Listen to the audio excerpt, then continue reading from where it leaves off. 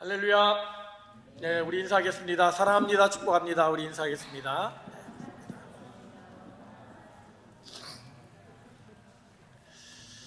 예, 오늘은 그러면 우리는 어떻게 할 것인가? 마지막 세 번째 시간으로 순종에 대해서 생각해 보려고 합니다. 사람이 살아가면서 누구나 한 번쯤은 여리고성을 만나게 되죠. 우리의 성으로, 우리의 힘으로 어떻게 할 수 없는 거대한 장벽 앞에서 어쩔 줄 몰라 하는 그런 상황을 겪기도 합니다.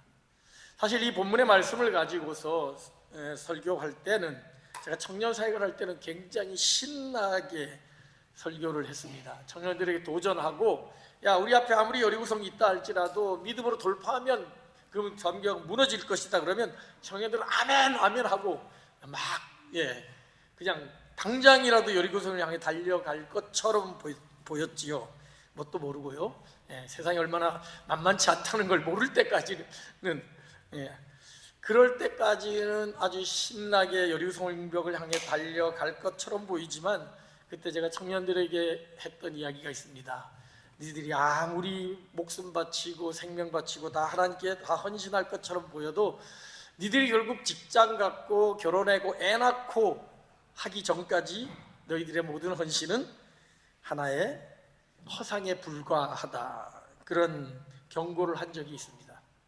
안타깝게도 그런 경고대로 그렇게 목숨 버텨 당장이라도 섬겨 나갈 것처럼, 당장이라도 모든 것을 바칠 것처럼 보였던 친구들이 결혼하고 직장 가지고 애 키우면서 그저 자기 하나 밥벌이 하기에도 급급한 그런 모습으로 전락해버린 사람들을 보게 됩니다.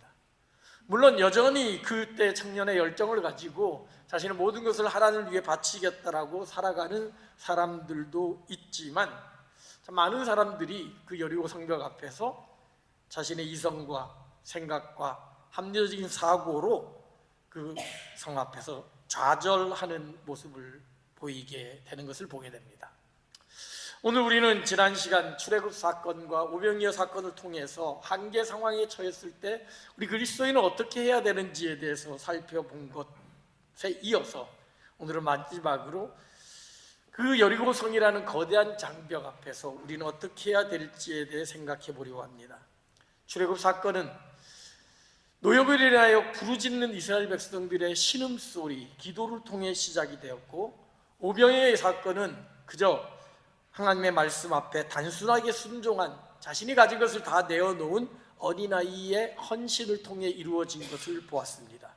오늘 이 시간에는 거대한 여리고 성벽 앞에서 어떻게 그 성벽을 무너뜨릴 수 있을지에 대해서 여호수아와 이스라엘 백성들의 모습을 통해서 생각해 보려고 합니다. 한마디로 말하면 단순한 순종입니다. 단순 무식이죠. 앞뒤 가리지 않고 따지지 않고 인간의 생각과 경험과 상식을 내려놓고 그저 말씀 앞에 순종했던 이 단순 무식한 순종이 여리고성을 무너뜨리는 놀라운 기적으로 나타났던 거죠. 사실 여리고성 앞에 선 이스라엘 백성들의 이 모습은 거대한 거인 앞에 선 개미와도 같은 존재라고 할 수 있습니다.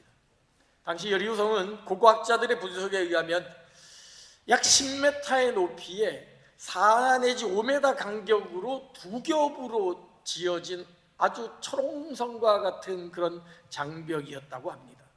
더군다나 그 여리고성은 고지대에 위치해 있어서 밑에서 그 성벽을 점령한다는 것은 웬만한 병력과 웬만한 전략 무기가 아니면은 도저히 불가능한 그런 성벽이었습니다. 가나안 땅의 초입구, 가나안 땅을 들어가는 첫 관문으로서 가장 강력한 적이 바로 여리고성이었던 것이죠. 더군다나 그 여리고성을 점령하려고 하는 이스라엘 백성들은 어떤 사람들입니까? 불과 40년 전 자신의 선배들이 그 가나안 땅을 정탐하다가 장대한 안악자손의 모습을 보고서 겁이 질려서 우리는 메뚜기와 같다, 우리는 저들을 도저히 이길 수 없다라고 낙심하게 만들었던, 그 불신앙으로 인하여 40년 동안 광야를 떠돌게 되어졌던 그 실패를 안겨줬던 장본인이 바로 여리고성이요, 더구나 그들은 이제 거대한 장벽으로, 성으로 둘러싸인 채 있었던 상황이었습니다. 그렇게 강대한 적을 마주친 데다가 그들의 입장은 제대로 된 군사훈련도 제대로 받지 않은 상태에다가 요단강을 건너고 난 뒤에 하나님의 명령에 따라 다 할례를 행했습니다. 그래서 몸도 제대로 아직 회복이 되지 않은 상황에서 그 거대한 여리고성과 싸운다라는 것은 자살 행위와도 같은 행위였던 거죠. 사실 위에서 돌만 던져도 그냥 죽을 수 있는 그런 상황입니다. 이런 불가능한 전쟁, 승산이 보이지 않는 전쟁에 하나님은 이스라엘 백성을 내보낸 것입니다. 그것도 도저히 인간의 상식으로는 이해할 수 없는 명령을 내리죠. 3절에 하나님은 이렇게 말씀하십니다. 너희 모든 군사는 그 성을 둘러 성 주위를 매일 한 번씩 돌되 엿새 동안을 그리하라. 그냥 성 주위를 돌라는 것입니다. 위에서 돌이나 화살을 쏘면 그저 맞아 죽을 수 있는 그런 위험한 상황인데 그 성 주변을 그냥 빙글빙글 돌라라고 하나님 말씀하셨던 것이죠. 오늘날 만약 이런 명령들이 당장 내려진다면 과연 우리는 얼마나 이 여호수아와 이스라엘 백성들처럼 순종할 수 있을까요? 우리의 인간의 이성과 상식으로 이해되지 않는 이런 행동들이 과연 우리는 얼마나 그 말씀에 순종하여 그대로 행동할 수 있을까요? 그런데 놀랍게도 하나님의 상황을 그저 묵묵히 순종한 사람들로 인하여 일어났다는 것이지요. 잘 알다시피 노아는 해가 쨍쨍한 날에 그것도 산 꼭대기에 올라가서 수십 년 동안 거대한 방주를 지었습니다. 아브라함은 어디로 갈 바를 알지 못한 채 그저 하나님의 명령에 따라 본토 친척 아비집을 떠나 나그네 길을 살았고 그 결과 믿음의 조상이 될 수 있었죠. 모세는 40세 혈기왕성한 왕자의 신분이 아닌 80세가 되어서 노인이 되어 장인의 양을 치는 그런 초라한 목동의 신세에 하나님이 부르셔서 바로왕 앞에서 당당하게 노예 해방 선언을 하게 했던 것이죠. 다니엘과 세 친구도 페르시아 제국의 노예로 끌려가서 노예로 살 수 있었던 신분이었는데 당당하게도 왕의 명령을 거역하다가 평상시보다 7배나 뜨거운 풀무불에 들어가기도 하고 굶주린 사자굴에 떨어지기도 했죠.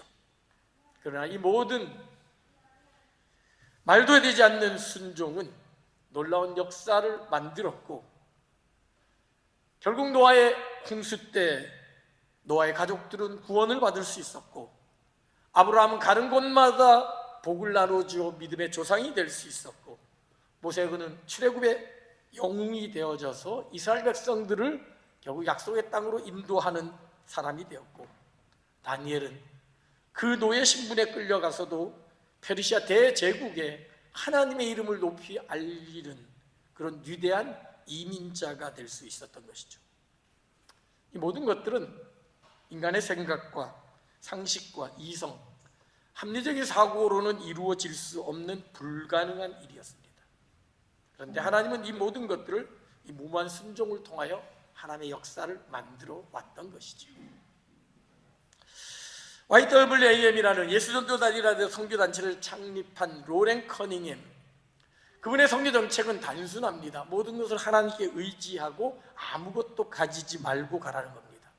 그래서 YM에서 선교 여행을 갈 때는 아무것도 가지지 않습니다.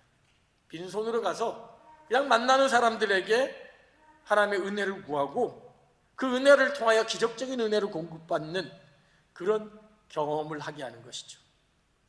그분이 벼랑 끝에 서는 용기라는 책을 썼는데 그 책에서 자신의 경험을 들려줍니다. 나이지리아 동부로 선교 여행을 떠났습니다. 한 지역에 가서 안내하던 선교사의 차를 타고 가다가 그만 차가 펑크가 나버렸습니다. 타이어를 수리해야 되는데 들어가는 비용이 $45였습니다. 그때 로렌이 가지고 있었던 돈 전부가 $45였습니다. 그 돈으로 앞으로 몇 달간의 선교 여행을 해야 했던 것이죠.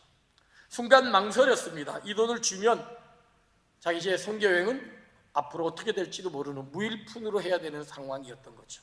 그러나 성령의 강권함으로 그 돈을 내어놓았고 그 돈으로 타이어를 수리해서 그 마을에서 일주일을 지낼 수 있었습니다. 당시는 통신도 제대로 되지 않아서 그가 그곳에 있다는 사실을 아는 사람은 아무도 없었습니다.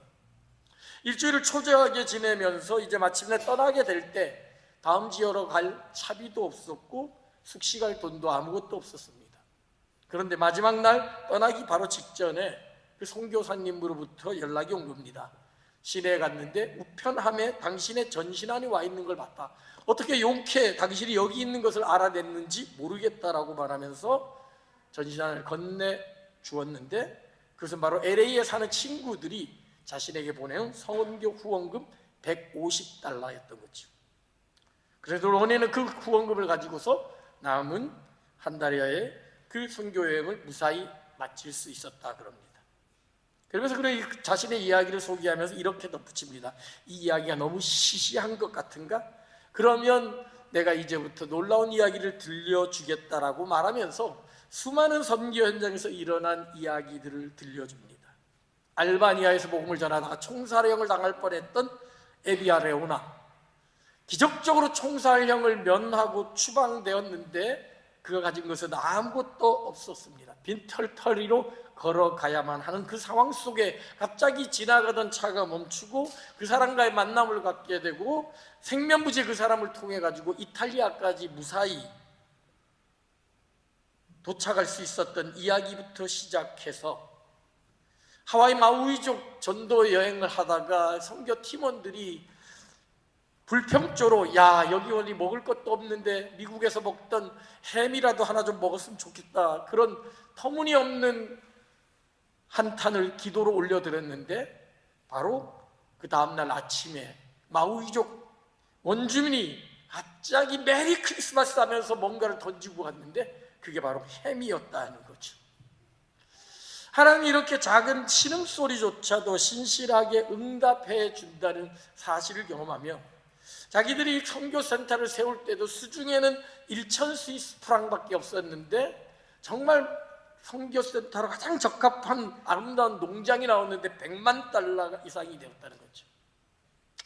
가진 돈은 몇만 원밖에 없었는데 10억 이상의 돈이 되는 그 선교센터를 놓고 기도했더니 놀랍게도 그 몇천 크랑, 1,000 프랑의 돈을 가지고 100억 달러에 이르는 선교센터를 사게 된 이야기들부터 들을 비롯하여 수많은 이야기들을 소개합니다.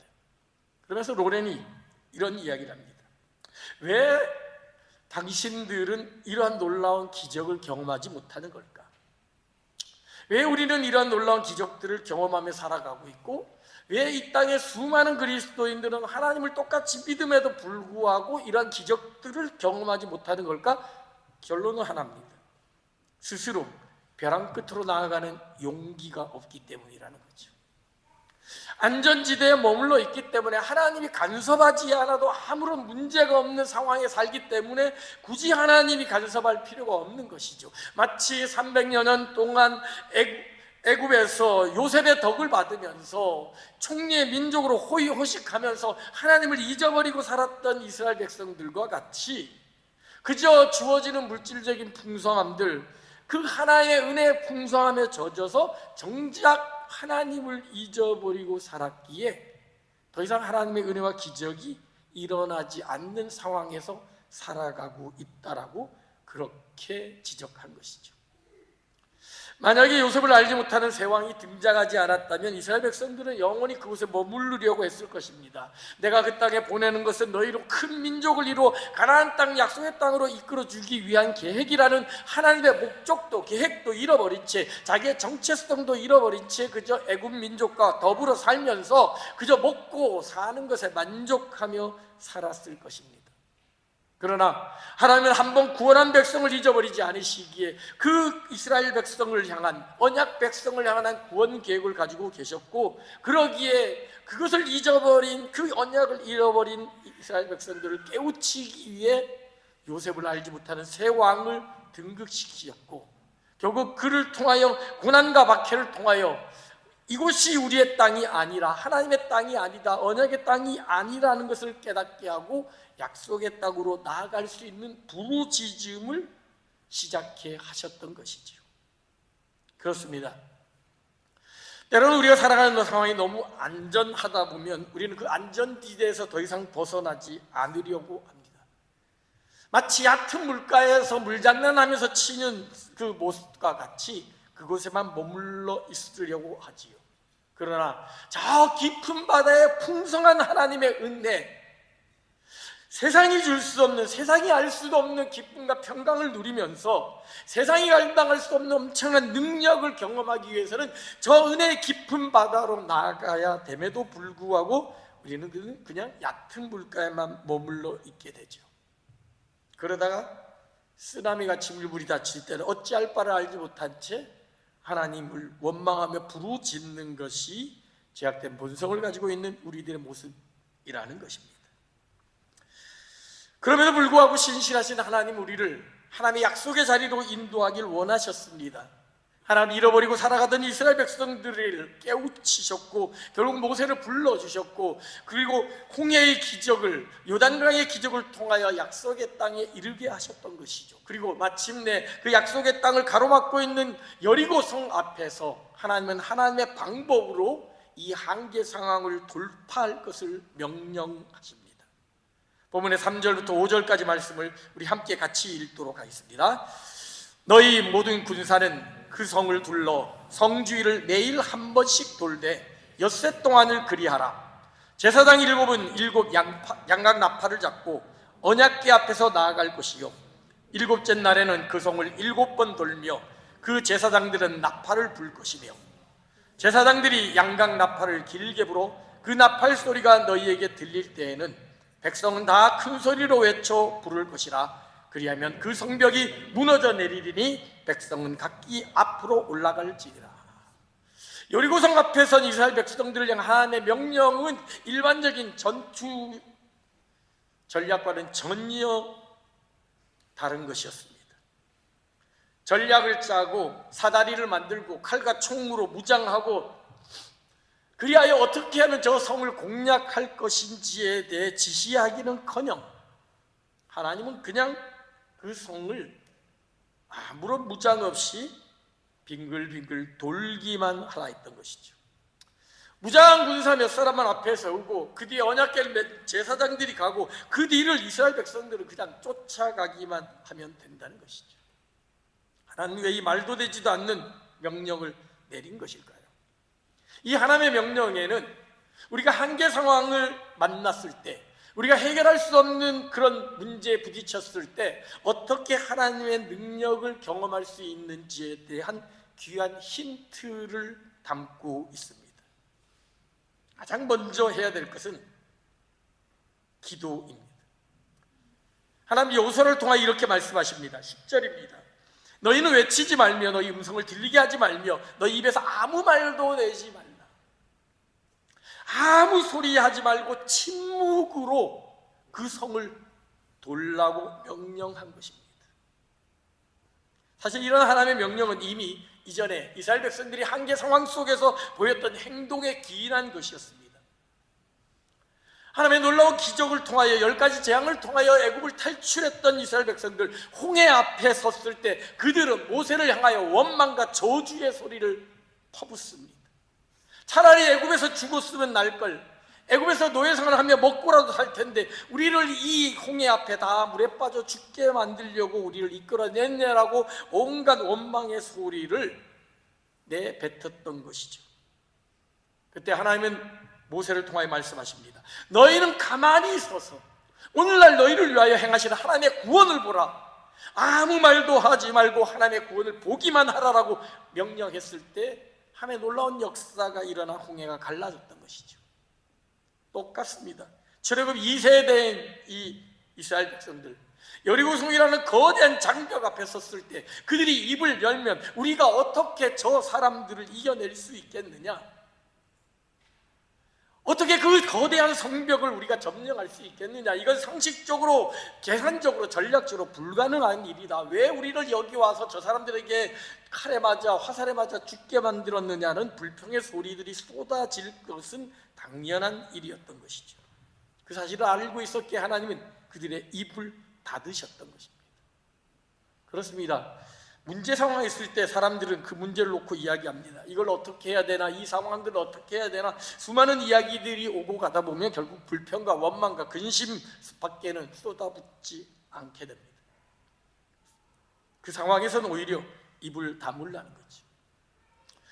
문제에 대해 입을 다물고 문제에 눈을 감고 그 문제의 해결자 되시는, 그런 되시는 하나님을 바라보는 그 모습을 보일 때 비로소 그 문제를 해결할 수 있는, 그 문제보다 훨씬 더 큰 능력을 갖고 계신 하나님을 발견할 수 있게 될 것이고, 하나님의 계획을 깨달을 수 있게 된다는 것이죠. 문제 앞에 선 이스라엘 백성들을 향하여 잠잠하라, 아무 말도 내지 말라 말씀하신 하나님은 이제 이들에게 구체적인 행동을 지시하십니다. 6절의 말씀입니다. 눈의 아들 여호수아가 제사장을 불러 그들에게 이르되 너희는 언약궤를 메고 제사장 7은 양각나팔 7을 잡고 여호와의 궤 앞에 나아가라. 하나님의 궤를 세워놓고 그 뒤를 따라가라라는 것이지. 하나님의 궤, 언약궤라는 것은 하나님의 말씀을 의미하고 하나님의 임재를 상징합니다. 말씀을 붙들고 말씀의 길을 따라가라는 것이죠. 주의 말씀은 내 발의 등이요 내 길의 빛이라고 했는데, 그 말씀의 빛을 따라 한 걸음 한 걸음 나아가는 것이 필요하다는 것입니다. 인간은 계획을 하고 계산을 하고 그래서 그 스케줄에 맞추어서 움직이려고 하지만, 하나님을 믿는 사람들은 하나님의 말씀을 붙들고 말씀이 오늘 이 시간 나에게 무엇을 말씀하시는지, 말씀이 오늘 가라고 하는지 멈추라고 하는지, 말씀이 오늘 나를 오른쪽으로 가라는지 왼쪽으로 가라는지, 그 말씀을 통해 그 길에 인도함을 받는 사람이 바로 하나님의 사람입니다. 다윗이 블레셋 군대와 싸울 때 하나님께 기도합니다. 하나님, 저 블레셋 군대와 어떻게 해야 될까? 하나님께서 말씀하십니다. 걱정하지 말고 나서서 싸워라. 내가 너희를 승리케 할 것이다. 약속의 말씀 따라 순종했고 결국 승리를 거두었습니다. 다음날 똑같은 적이 르바임 골짜기에 똑같이 다윗을 대적하기 위하여 블레셋 군대들이 몰려들었습니다. 이번에도 다윗은 기도합니다. 하나님 어떻게 합니까? 말씀을 주십시오. 그런데 하나님의 말씀은 어제의 말씀과는 전혀 다른 말씀을 하시죠. 정면으로 싸우지 말고 매복해라. 몇 명의 군대만 내보냈다가 패배하는 척 도망가다 보면 그들이 뒤따라올 때 그 뒤를 치라 그래가지고 기습작전을 말씀하셨습니다. 똑같은 적이 똑같은 장소에서 똑같은 전투를 벌임에도 불구하고 하나님의 말씀은 어제가 다르고 오늘이 달랐다는 것이죠. 매일매일 상황에 맞게 우리의 길을 인도해 주시는 분이 하나님이시기에 우리는 매일 아침마다 날마다 주님과 함께 그 말씀을 묵상하며 말씀에 따라 순종하는 삶이 필요합니다. 그 말씀을 따르는 삶을 살아갈 때는 가장 먼저 말씀을 앞장 세워야 하는 것이죠. 12절에 이렇게 되어 있습니다. 또 여호수아가 아침에 일찍이 일어나서 제사장들이 여호와의 궤를 메고, 아침이 일찍이라 가장 먼저 하나님의 말씀을 붙들고 말씀을 따라가는 삶을 살아갈 때 결국 하나님은 놀라운 기적적인 승리를 우리에게 허락하신다는 것입니다. 그리고 마지막으로 하나님 여호수아를 통하여 나팔을 불라고 명령하셨습니다.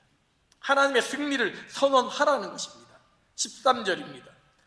제사장 7은 양각 나팔 7을 잡고 여호와의 궤 앞에서 계속 행진하며 나팔을 불고, 무장한 자들은 그 앞에 행진하며 후군은 여호와의 궤 뒤를 따르고 제사장들은 나팔을 불며 행진하니라. 제사장들이 양각 나팔을 불고 행진했습니다. 그런데 독특한 점은 하나님께서 나팔을 불 때 양각 나팔을 불라는 것입니다. 나팔을 뜻하는 요벨과 뿔을 뜻하는 쇼파르의 합성어인데, 즉 이 요벨은 일반적으로 전쟁 때 사용하는 은나팔, 관현악기가 아닌 순양의 뿔로 만든 나팔입니다. 일반적으로 전쟁을 할 때는 은나팔을 불어서 전진과 후퇴 명령을 내립니다. 그런데 이 양각나팔, 뿔나팔은 회중을 불러 모으거나 아니면 어떤 위대한 사람이 왔다는 것을 알리는, 왕이 왔다는, 또는 희년이 다가왔다는 것을 선포하는 것입니다. 구원의 날이 왔다, 해방의 날이 왔다는 것을 선포하는 왕이 등극했다라는 것을 선포하는 나팔이 양각 나팔입니다. 그런데 하나님은 이 전장에 내보내면서 은나팔을 불라는 것이 아니라 양각 나팔, 뿔나팔을 불라는 것입니다. 무슨 얘기입니까? 이 전쟁은 이미 승리가 선언되었다는 것이죠. 승리가 약속되었다는 것이죠. 그 약속을 믿고 승리를 선언하라는 것입니다. 눈앞에는 아무리 거대한 장벽이 있다 할지라도 기도와 말씀으로 따라가면 하나님의 승리가 주어진 것이니까 하나님의 이름으로 승리를 선언하라는 하나님의 명령이었던 것이죠. 그렇습니다. 우리가 한계 상황을 만났을 때 여리고성의 사건을 통해서 우리가 배울 수 있는 중요한 분명한 교훈은 하나님의 말씀 앞에 순종하며 인간의 모든 생각과 경험과 사고들을 내려놓고 침묵하며 기도함으로 나아가며 결정적으로 하나님이 모든 것을 해결해 주시며 승리케 하실 것이라는 것을 선언하며 나아간다면 우리의 선언은 실제가 될 수 있다는 사실을 우리에게 분명히 가르쳐주고 있습니다. 오늘 이 시간 이 말씀을 전하면서 그러면 우리는 어떻게 할 것인가 생각하며 고민했습니다. 지난 시간 살펴본 바와 같이 우리가 할 수 있는 것이 사실 현 상황에서 별로 없습니다. 우리의 교회 문제도 그렇고 직장 문제도 그렇고 자녀 문제도 그렇지요. 내가 계획하고 원하는 대로 우리 자녀들이 그렇게 커주는 게 아니지요. 아무리 말 잘 듣는 우리 가히 강한 일을 할지라도 사춘기 지나서 조금 괜찮긴 한데 갈 바를 알지 못하고 어느 방향으로 튈지 모르는 상황입니다. 순간순간 들리는 사고 소식에 우리 아이들이 안전할 것이라고 그렇게 장담할 수 있는 사람은 아무도 없을 것입니다. 제가 기도 제목으로 올려드렸지만 미얀마에 갑자기 강진으로 갑자기 1만 명에 가까운 사람들이 목숨을 잃는 일이 벌어지는가 하면 어느 날 갑자기 안전하다라고 했던 안전지대가 한순간에 싱크홀처럼 무너져 내리는 것을 경험하는 것이 우리의 인생입니다. 그럴 때 우리는 어떻게 해야 될 것인가? 당장 지금 상황에서 교회를 위하여 우리 직장과 가정을 위하여 할 것이 무엇인가? 저는 오늘 말씀을 통하여 두 가지를 제안하려고 합니다. 첫 번째는 기도입니다. 그 기도를 153 기도라고 붙였습니다. 중보기도학교 때 153에 대해서 말씀을 드린 적이 있는데 153이라는 숫자는 성경에 베드로가 물고기를 잡은 숫자의 수가 153입니다. 밤새도록 고기를 잡았지만 아무것도 잡지 못했을 때 예수님은 베드로에게 말씀하십니다. 오른편으로 내려 그물을 던져라 했을 때 말씀에 순종하여 그물을 내렸더니 그물을 들 수 없을 만큼 엄청나게 많은 고기가 잡혔고 겨우 건져내서 고기를 세어보니 153마리였다라고 성경은 기록합니다. 유명한 볼판 회사 모나미 회장이 송삼석 장로라는 분인데 이분이 이 말씀의 은혜를 받았어요. 그래서 그 말씀의 은혜를 받고 우리나라 최초의 유성 볼펜을 만들면서 모나미 볼펜을 만들면서 그 모나미 볼펜에다가 153이라는 숫자를 새겨 넣었습니다. 그리고 하나님의 약속대로 이 회사가 놀라운 은총 축복을 받게 될 걸 믿습니다라고 새겨 놓았는데 그 바램 그대로 우리나라를 대표하는 가장 대표적인 문구 회사로 성장할 수 있게 되었던 거죠. 153이라는 숫자에 기인해서 많은 교회들이 153 기도를 드리고 있습니다. 153이라는 것은 하루, 1이라는 하루죠. 5분간 드린다는 겁니다. 3은 3번 기도하는 것이죠. 물론 이것을 하루에 5번 기도, 3분 기도로 바꿀 수도 있을 것입니다. 그러나 성경에 유대인들이 3번 기도한 것에 근거 착안해서 우리도 하루에 3번씩 기도하자 그러는데 이 3번 기도를 언제 하느냐? 성경을 보게 되면 유대인들의 기도 시간이 제3시와 6시와 9시로 나와 있습니다. 제3시는 오늘 현대 시간으로 말한다면 오전 9시, 6시는 정오, 9시는 오후 3시입니다. 성전문은 제3시에 문을 열었고 제9시에 문을 닫았습니다. 그리고 제9시에 문을 닫을 때 저녁 제사를 드렸던 것이지요. 예수님이 돌아가신 시간은 이 세 가지 시간과 아주 일치합니다. 제3시, 즉 오전 9시에 십자가에 달리셨고 제6시, 오후 12시에 하늘이 어두워졌고 하나님의 음성이 들렸고 성전문이 휘장이 찢어졌고 그리고 제9시에 예수님이 돌아가셨던 것이죠.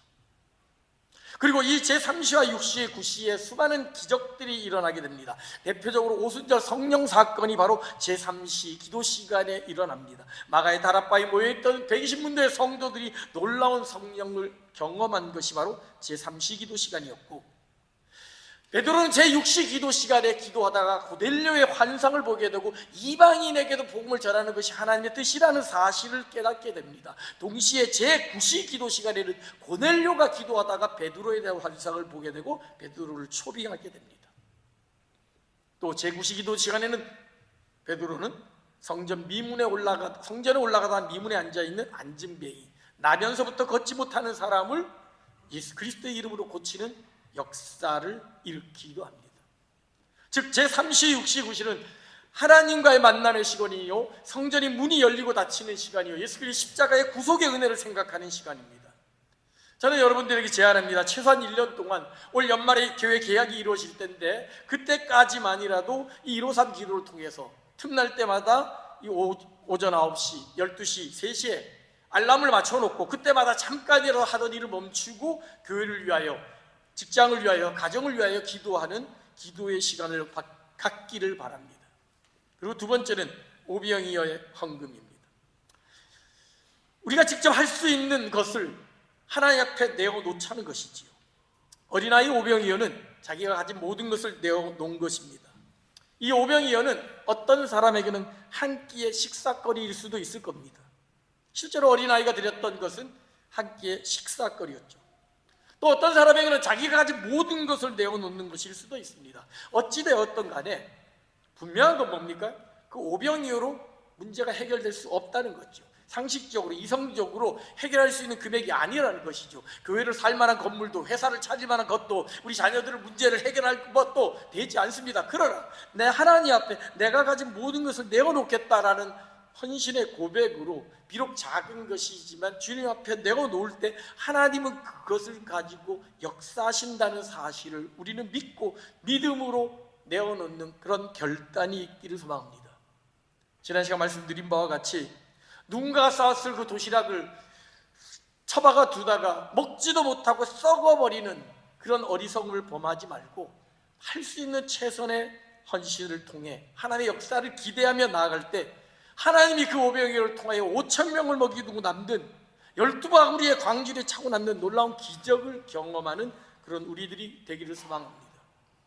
불확실한 교회 상황과 불확실한 미래의 상황, 또 우리 자녀들, 직장들, 가족들, 당장 내 힘으로 할 수 없는 그런 눈앞에 여리고성과 같은 그런 거대한 장벽이 놓여 있을 때 지금이야말로 하나님의 때요, 지금이야말로 하나님의 역사하심을 경험할 수 있는 시간이라는 것을 우리가 믿음으로 고백하며 나아가는 우리들이 되기를 소망합니다. 애굽의 학정에 마침내 부르짖는 이스라엘 백성들의 모습처럼 우리의 기도를 드리고 빈들에서 접으러 갈 때 기꺼이 자신의 오병이어를 내어놓은 어린아이처럼 하나님 앞에 나의 최선을 드리며, 무엇보다도 말도 되지 않는 명령이지만 거대한 여리고성 앞에서 믿음으로 그냥 순종하며 걸어가는 그 순종을 통하여 하나님의 기적을 경험하는, 그래서 하나님의 역사가 과거 오래전 행했던 것이 아니라 지금도 살아계시는, 지금도 나를 인도하시고 보호하시는 하나님의 놀라운 은혜와 사랑이, 능력이 있다는 사실을 경험하는 그런 우리들이 되길 소망합니다. 더 이상 이성과 합리적인 사고라는 안전지대에서 벗어나서 기꺼이 벼랑 끝으로 나아감으로 말미암아 벼랑 끝에서 건져주시는, 벼랑 끝에서 나를 날아오르게 하시는 그 하나님의 은혜를 경험하는 진정한 믿음의 사람으로 살아가는 하나님의 사람들이 되기를 주님의 이름으로 축원합니다.